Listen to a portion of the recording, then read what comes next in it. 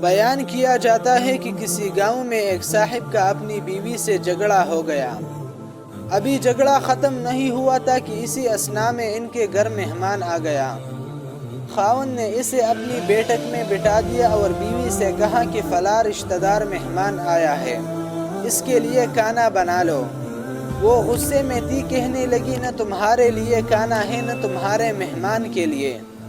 وہ بڑا پریشان ہوا کہ لڑائی تو ہماری اپنی ہے، اگر رشتہ دار کو اس بات کا پتہ چل گیا تو خواہ مخواہ خاندان میں بات ہوگی اور خواری الگ سے ہوگی۔ لہٰذا خاموشی سے آ کر مہمان کے پاس چپ چاپ بیٹھ گیا۔ اتنے میں اسے خیال آ گیا کہ چلو بیوی اگر روٹی نہیں پکاتی تو سامنے والے ہمارے ہمسائے بہت ہی اچھے لوگ ہیں، میں انہیں ایک مہمان کا کھانا پکانے کے لیے کہہ دیتا ہوں۔ چنانچہ وہ ان کے پاس گیا اور کہنے لگا کہ بیوی کی طبیعت آج کچھ خراب ہے، لہٰذا آپ ہمارے مہمان کے لیے کھانے کا انتظام کر دیں۔ انہوں نے کہا ٹھیک ہے۔ وہ مطمئن ہو کر مہمان کے پاس آ کر بیٹھ گیا کہ مہمان کو کم از کم کھانا تو مل جائے گا جس سے میری عزت بھی بچ جائے گی۔ تھوڑی دیر کے بعد مہمان نے کہا کہ ذرا ٹھنڈا پانی تو پلا دیجیے۔ وہ اٹھا کہ گھڑے کا ٹھنڈا پانی لاتا ہوں۔ اندر گیا تو دیکھا کہ بیوی تو زار و قطار رو رہی ہے۔ وہ بڑا حیران ہوا اور کہنے لگا کہ کیا بات ہے؟ اس نے پہلے سے بھی زیادہ رونا شروع کر دیا۔ کہنے لگی بس مجھے معاف کر دے۔ اس کے شوہر نے کہا کہ بتاؤ تو صحیح، آخر تمہارے رونے کی وجہ کیا ہے؟ تم ایسے کیوں رو رہی ہو؟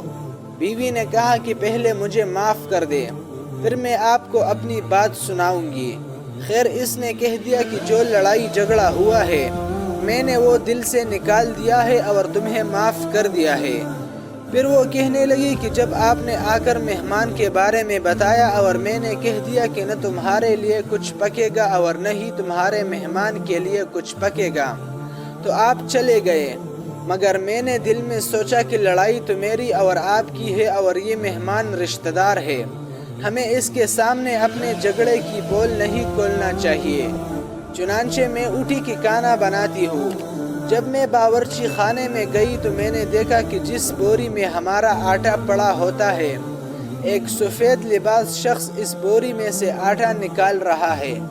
میں یہ منظر دیکھ کر سہم سی گئی۔ وہ مجھے کہنے لگے کہ اے خاتون، پریشان نہ ہو، یہ تمہارے مہمان کا حصہ تھا جو تمہارے آٹے میں شامل تھا۔ اب چونکہ یہ ہمسائے کے گھر میں پکنا ہے اسی لیے وہی آٹا لینے کے لیے میں یہاں آیا ہوں۔ اس واقعے سے ثابت ہوتا ہے کہ مہمان بعد میں آتا ہے، جبکہ اللہ تعالیٰ اس کا رزق پہلے بیچ دیتا ہے۔ یہ واقعہ کتاب خطبات فقیر سے ماخوذ کیا گیا ہے۔